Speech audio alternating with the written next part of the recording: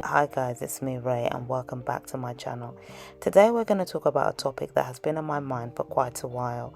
I thought about discussing this topic, but one of the things that triggered me was when I saw the disastrous hair results from a very popular hair influencer when she went to a salon and got her hair silk pressed.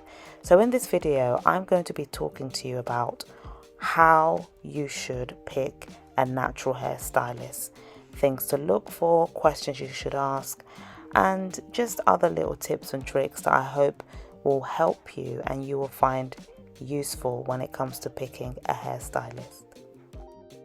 There's a difference between a hairstylist and, dare I say, someone who cares for your hair. So as the word suggests, a stylist is someone who is one that just is good at styling the hair. They don't necessarily care for the hair and health of your hair. Having said that, you can have hairstylists who do care about the health of your hair, and they can help you not only style your hair accordingly, but style your hair in a way that will aid in its health, its overall health, and also contribute to your hair growth and combating against certain hair issues. And these good ones can even advise on what to use, and through their advice you can actually see a transformation when it comes to your hair.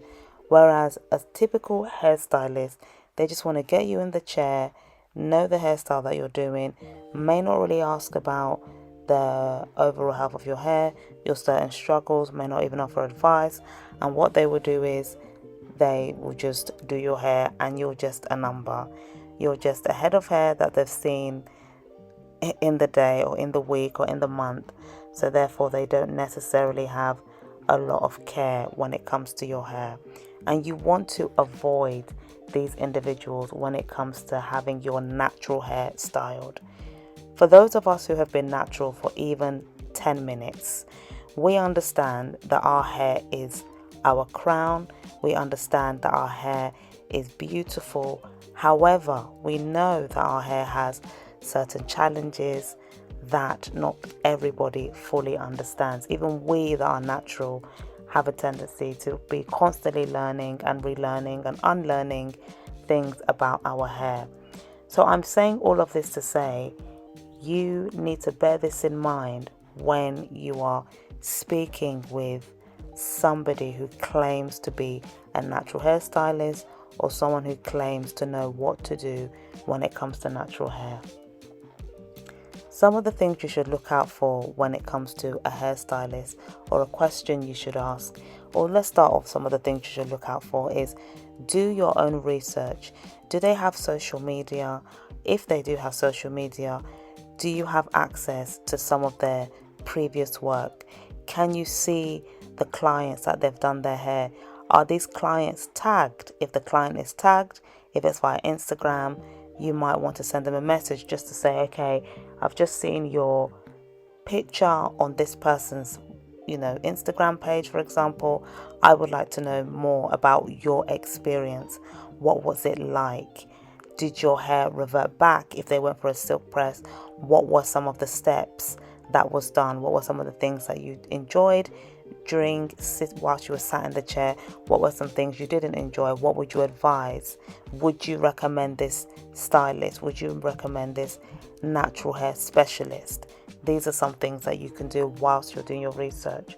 So once you've looked at the past clients, you also, via the Instagram, you also want to make the effort of contacting them.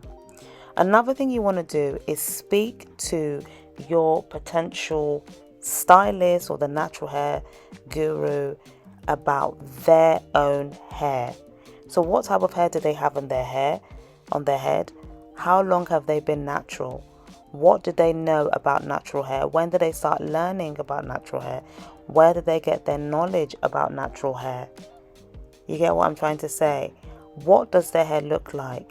I'm not being funny. If I see somebody with relaxed, broken, frazzled, blonde hair that's uneven, looking extremely damaged, I'm going to think a lot I'm going to think deeply before I let someone like that touch my hair. Because if their hair is looking like that, it makes you think there's a possibility that they're going to want me to aspire to have hair that looks like something that's been deep fried, and it's not me. Okay? So have a look at your stylist's hair. Ask about their hair history. Oh, what do you do to your hair? How often do you care for your hair? Some of the things that you use, the practices, the methods. Because if you're able to do this, you can get an idea of if they have a clue when it comes to natural hair. So if they're quite elusive, if for them it's like, oh, it's just my hair, I don't really care much about it, and it can be really seen, then you might want to take your bag and walk out of that salon, because at the end of the day, this is your hair. So something that's quite helpful is to, when you're looking at your stylist's hair, do they have natural hair themselves? If they do, a lot of the time, not always, it's a good sign, because some people, they have they have natural hair themselves, but they don't necessarily care for their hair. So you don't want someone like that handling your hair. And if they are natural, ask them the question, how long have they been natural? And ask them about their natural hair journey. Another thing is, ask them, what do they think about natural hair? Hopefully some of these things can be done whilst you're in the chair, or, because it might be too late in some instances, via social media or via an email. Just getting a sense of how they work, how they see the hair that they're working with, and what maybe they've even asked them what certain contributions they've made to the improvement of the natural hair movement, as well as improvements to people's natural hair. If you have a client that can show you evidence, provide you testimonials on what they have done to help people's hair thrive, then that's somebody you should feel safe in their chair. You want to ask them about when they're trimming the hair. How often? How do they go about trimming the hair? If a client says they want the hair trimmed, do they offer a cut? How can you get an answer from them? Because they can easily say, oh, we do this, we do that. Again, speak to past clients. Look at some of, their work online, get the testimonials.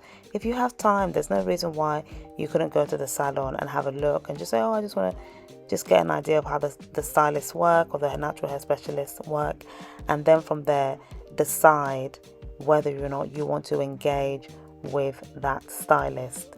Another question you may want to ask is if they have qualifications in terms of natural hair.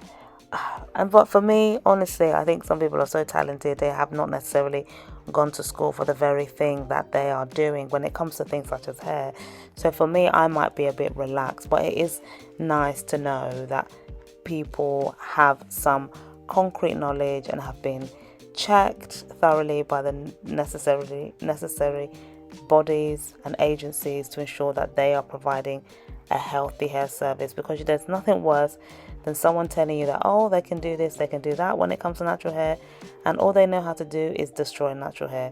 They're not in the business of making hair thrive. They're not in the business of making hair look healthy. They're not in the business of getting black women to embrace their hair in all forms, in its entirety, and not hide behind a wig. Speaking of that, this reminds me of one of the last times I visited Nigeria. My friend and I, we were going around trying to find her a hair salon. Also, we were just trying to find a salon anyway, that not for just her, sorry, for both of us. I think it was maybe for her first, and it was like, oh, I want to do my hair as well. And we did have some difficulty at first finding a natural hair salon. We did end up going to Mods, and I do recommend Mods. But if you're going to get your hair trimmed there, maybe just do a DIY, because my hair got the trimming was basically a cut. Hello. But nevertheless, my hair is back to, I believe, almost back to its original length. But yeah, that was something I noticed. There was a lot of difficulty finding hairstylists that actually work with natural hair and encourage natural hair. So with that in mind, I personally wouldn't feel that safe in a stylist chair if there's no evidence or no inkling or suggestion that they work with natural hair, and as well, and dare I may say, and enjoy working with natural hair. So that is another thing you need to observe. So I also want to suggest as well, when it comes to picking a stylist, ask a stylist how they will feel about you bringing your own products, and in some instances your own tools, accessories, when it comes to the handling of your hair. If they're quite uppity and standoffish about it, that may be a sign to say, no, okay, and you need to just get up and walk away. So that brings us to the end of the video. Again, quite different to some of my past videos, but I'm just trying to get more content out there for you, and I think this type of method, it works a bit better for me. Yes, it does mean I have to look for a plethora of images, etc., but it means I'm able to get some very valuable information to you. So let me know some of the questions you have asked your hairstylist or natural hair specialist, etc., around, to get the idea that, okay, this person knows what they're doing. Leave it in the comment down below. Please share this video with at least one friend. Have a good day. Ray.